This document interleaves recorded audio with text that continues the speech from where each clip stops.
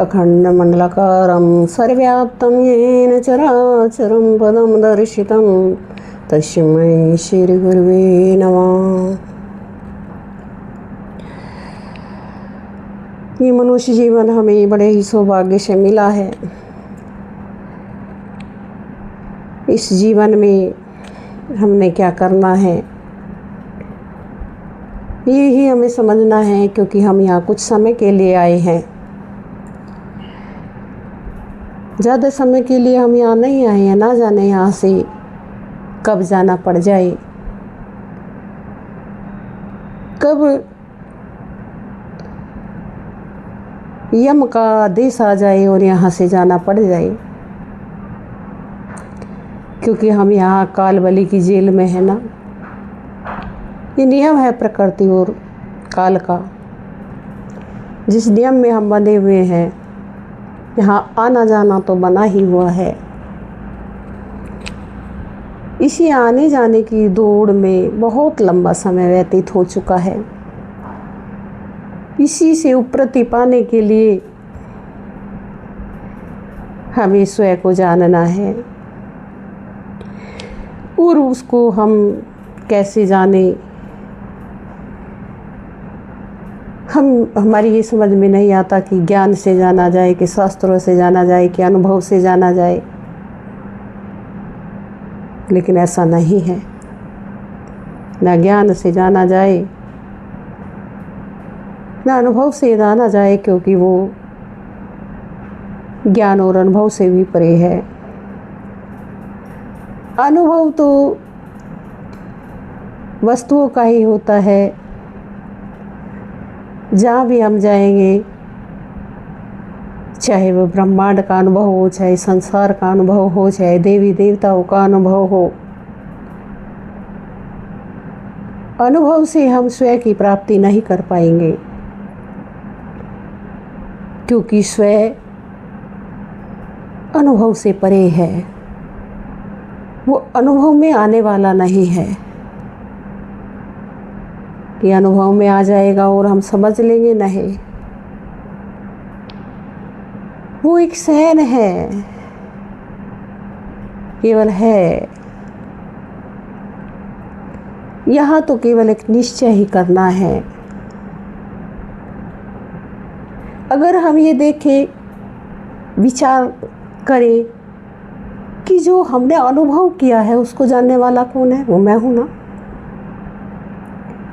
अगर हमारे अंदर ऊर्जा प्रकट हो जाए तो उसका भी जानने वाला मैं हूँ। बाजा अनहद का बजता तेरी देह में, अगर इस देह में अनहद के बाजे बजे, चाहे ओम की धुन प्रकट हो जाए, उन सब का जानने वाला तो मैं ही हूँ ना। लेकिन हम यही समझ लेते हैं कि थोड़ी सी धुन अगर प्रकट हो जाए, ओम की धुन प्रकट हो जाए, चाहे हमारे अंदर थोड़ा सा किसी भी ब्रह्मांड या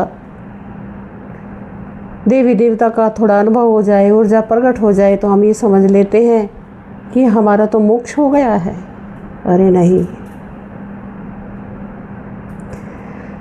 ये तो सब जो भी हो रहा है और होगा, वो सब प्रकृति के नियम में है। क्योंकि मुझ में होना ना होना है ही नहीं।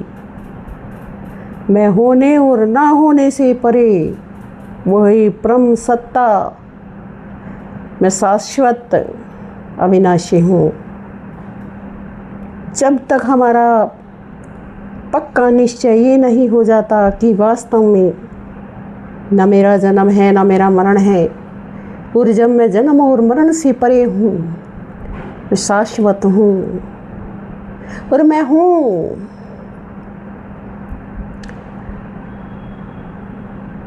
जब तक ऐसा पूर्ण निश्चय हमारे अंदर प्रकट नहीं हो जाता, तो तब तक चाहे प्रकृति में कितने भी अनुभव हो जाए या भगवान ही आकर हमारे सामने खड़े क्यों ना हो जाए, और कहे कि मैं भगवान हूँ, तू मेरी शरण में आ जा, तेरा कल्याण हो जाएगा। यही बात तो कृष्ण अर्जुन को समझाते हैं कि तू मेरी शरण में आ जा और युद्ध कर। लेकिन पांडवों का क्या हुआ? जो कर्म किए थे उनके भोग भोगने ही पड़े और पड़ेंगे।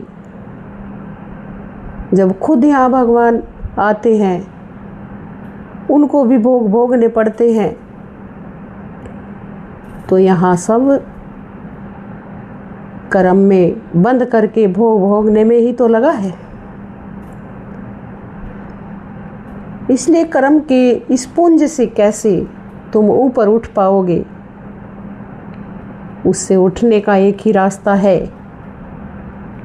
कि अपने को जानो। जो तुम्हारा स्वय है, अपनी स्वय अवस्था में, अपने विश्राम में आओ, जहाँ तुम्हारा चाहे मुक्ति कहो मोक्ष कहो, यहीं आकर के तुम्हें पूर्ण विश्राम मिलेगा और कोई ऐसा रास्ता नहीं है। क्योंकि जितने भी लोकांतर, जितनी भी मुक्तियाँ, युक्तियाँ अपने स्वयं में आने के बाद ये सब फीकी पड़ जाती हैं। ना कोई शक्ति कार्य करती है, ना कोई मुक्ति कार्य करती है। सब मुक्ति भुक्ति शक्ति सब यहीं पर रह जाएगी। लेकिन हम अज्ञानतावश दौड़ में लगे हुए हैं कि यहाँ से शक्ति अर्जित कर ले, यहाँ से शक्ति अर्जित कर ले, क्योंकि हमें तो चमत्कार चाहिए ना। और जब तक तुम चमत्कारों में रहोगे, रिद्धि सिद्धियाँ प्रकट करते रहोगे, चमत्कार दिखाते रहोगे, तो जीवों का कल्याण होगा कैसे? कहाँ है कल्याण? जब खुद अपना कल्याण ना कर सके तो जीवों का कल्याण कैसे कर पाओगे? इसीलिए अपने को मिटा डालो। जब तक तुम खुद में, कहा ना खुद ही में खुदा है, जब तक तुम स्व को न मिटा पाओगे तब तक स्वयं में ठहर ना पाओगे। पहले हमें मिटना होगा। जिस प्रकार सुनार सोने को, जितने भी उन्होंने जेवरात बनाए थे और जितनी भी उनमें मिलावट की थी, उसको उसकी अवस्था में लाने के लिए अग्नि में स्वाहा करना होगा। और जब तक अग्नि में स्वाहा नहीं होगा तो सोना कैसे अपनी पूर्णावस्था में आएगा? ऐसे ही हमें अपने आप को भी मिटाना होगा। अपनी स्वयं अवस्था में आने के लिए हमें मिटना होगा। और जब तक नहीं मिटोगे तो पहचान हमारी नहीं हो पाएगी। चाहे कितना भी ये क्यों ना कहे कि मैं कौन हूँ, मैं कौन हूँ, या मैं ये कहूँ कि मैं ब्रह्म हूँ, ब्रह्म हूँ। क्या कौन कहने से या ब्रह्म कहने से तुम ब्रह्म हो जाओगे? नहीं। जिस दिन तुम ब्रह्म हो जाओगे, कौन अपने आप मिट जाएगा कि मैं कौन हूँ। क्योंकि ब्रह्म कहने का शब्द नहीं है। वह तो एक परम शांति है। जिस शांति को प्राप्त करके तुम उस अमृत रस को प्राप्त कर लोगे, जो एक बार प्रकटता है वो कभी मिटता ही नहीं। उसका जो आनंद है, जो परमानंद है, जो निरानंद है, जो नित्य तुम उसी अवस्था में निरंतर उसी रस का पान करते हो, उसी रस में लबालब भरे हो और भरे हुए थे। लेकिन अज्ञान के कारण, जो अज्ञान ने ढक लिया था, उसी के कारण हम अपनी पहचान ना करके केवल जन्म मरण के चक्र में ही पड़े रहे, तो जब होश आएगा ना, तो ये सब कुछ धरा का धरा रह जाएगा। ना तुम कुछ लाए थे, ना कुछ लेकर के जाओगे। सब कुछ यहीं मिला है, यहीं छोड़ कर के जाओगे। तो क्यों दुखी है और क्यों सुखी है? अपनी उसी परम अवस्था को प्राप्त करते हुए, उसी अमृत रस में होते हुए हमें इस देह और इस देह के संबंधों से छूटना है, जिसमें हमने इतनी बड़ी चिपकाट कर ली है कि ये देह मेरा है और देह से बने जितने भी ये संबंध हैं, ये सब मेरे हैं। नहीं, ना देह तुम्हारा है और ना देह से बने ये संबंध तुम्हारे हैं। और जो तुमने कमाया और जो पाया, ना वो तुम्हारा है। यही मिला है, यही छूट जाएगा।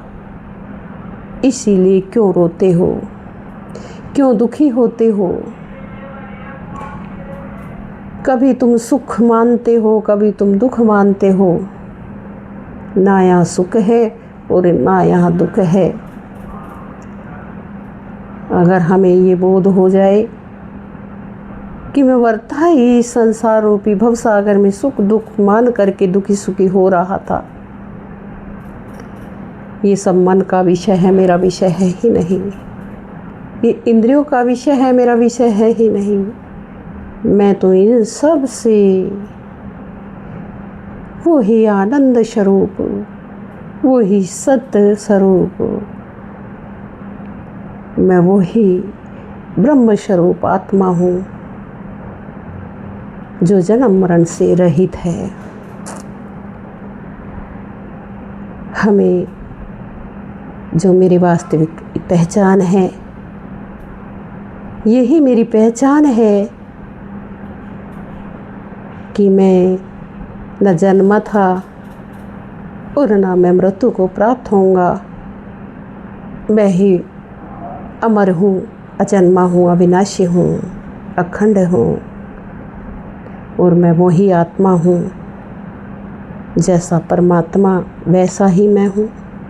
सहजो कहती है, अच्छा हुआ हरि बिसरे, सिर से टली बलाए, जैसे को तैसा मिला अब कुछ कहा न जाए। तो जैसा परमात्मा है वैसा ही मैं हूँ। तो शिवो हम